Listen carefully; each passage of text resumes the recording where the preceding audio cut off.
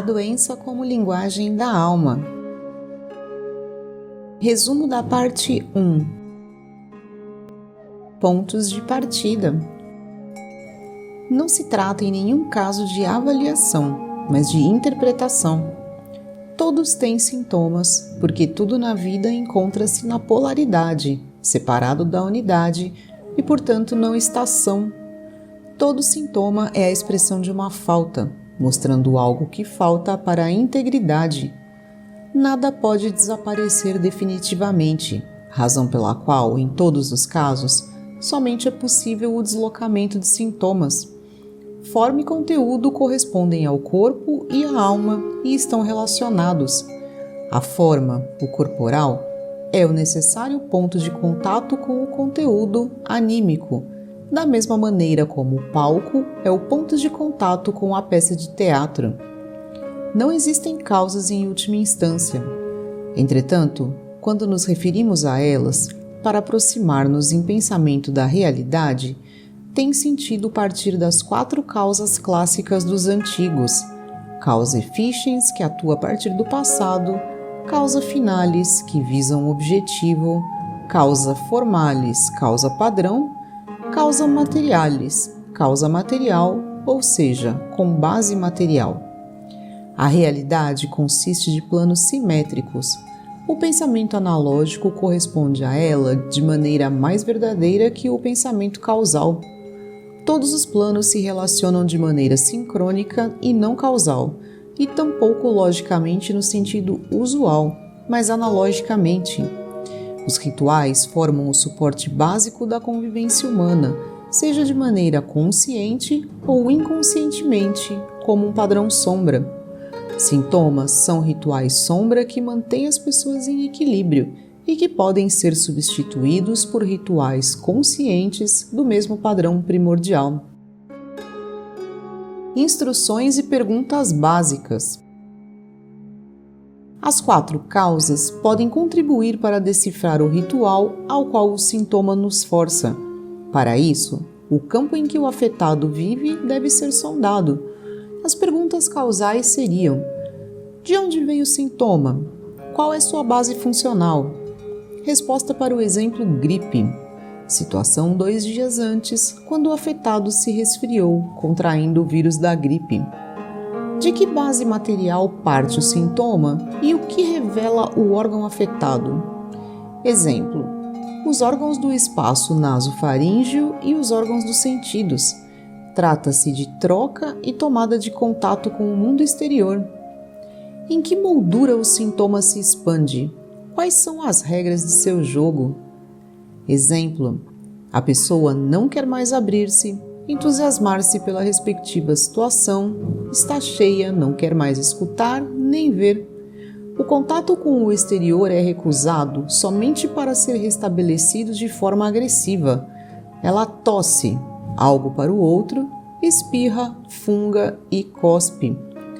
Qual o objetivo do sintoma? Para onde ele quer levar o afetado?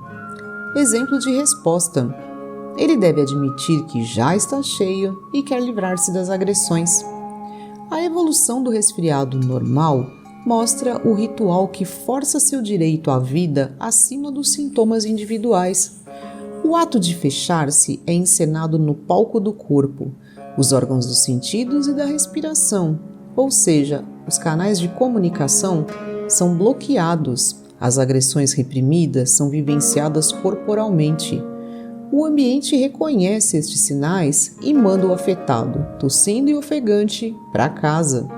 Tem início um ritual de retirada de combate, sendo que o combate se desenrola sobretudo nos tecidos, enquanto a retirada se realiza principalmente no ambiente social. O ritual prevê que os gripados não serão mais agredidos, podendo retirar-se de maneira ordenada. Caso os outros participantes não reconheçam os sinais imediatamente, os afetados se impõem de maneira amistosamente direta: não se aproxime de mim, estou resfriado. Os gripados admitem com toda a candura o quanto esse ritual é necessário quando confessam que pegaram a gripe. Naturalmente, somente se pega aquilo de que se precisa. Pergunta sobre o ritual da doença e sua moldura. Como foi que eu arranjei esse problema? Por que foi acontecer justamente agora? Em processos crônicos. Quando isso me afetou pela primeira vez? Quando de maneira especialmente intensa? Por que justamente este quadro me afetou?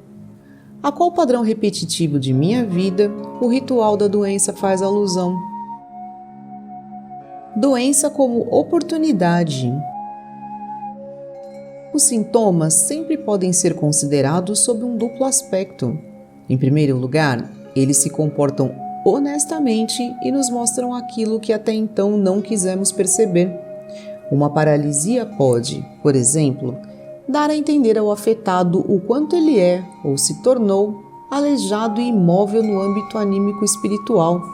Em segundo lugar, cada sintoma tem um sentido e revela uma tarefa.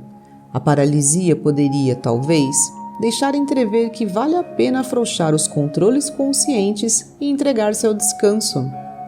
O axioma "a doença torna a pessoa honesta" mostra o plano do padrão ainda não resgatado, enquanto através de "a doença mostra a tarefa" torna-se claro aquele padrão que já o foi. De acordo com o primeiro ponto de vista, manifesta-se um padrão de sofrimento e uma evolução da doença que não estão presentes na consciência. A aceitação desse padrão e sua mensagem pode levar ao segundo plano e transformar a experiência dolorosa em um ritual que torne possível o crescimento. Alguém desinteressado, observando de fora, não pode jamais afirmar em que plano e em que fases os afetados já estão.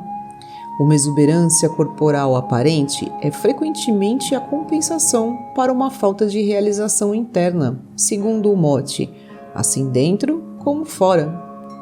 Mas, assim dentro como fora, ela poderia também refletir a realização interna. Ainda que este último caso seja mais raro, nem por isso deixa de ser possível. Quando pensamos no Buda, inclinamos-nos a supor que a abundância externa, as almofadas de gordura sobre as quais ele repousa, são expressão de sua realização interna.